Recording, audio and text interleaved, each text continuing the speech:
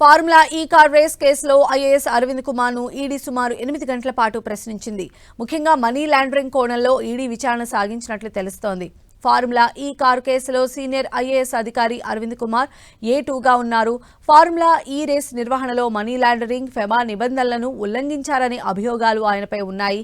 Formula ఈ race agreement చేసుకునే సమయంలో అరవింద్ కుమార్ అత్యంత కీలకంగా వ్యవహరించారు. విచారణలో భాగంగా విదేశీ సంస్థకు నిధుల బదిలీపై ఆయన్ను ఈడీ అధికారులు ప్రశ్నించారు.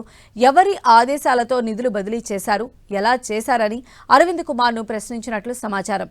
ఇదే కేసులో బుధవారం హెచ్ఎండిఏ మాజీ చీఫ్ ఇంజనీర్ బిఎల్ఎన్ రెడ్డిని ఈడీ అధికారులు విచారించారు. విచారణ సందర్భంగా రేసు నిర్వహణకు ఫైల్ మూవ్ చేసినప్పుడు ఆర్థిక శాఖ నుంచి అనుమతి ఎందుకు తీసుకోలేదని ఆయన్ను అధికారులు ప్రశ్నించారు. విదేశాలకు నిధులు ట్రాన్స్ఫర్ చేసే ముందు ఆర్బీఐ అనుమతి ఎందుకు తీసుకోలేదని అడిగారు.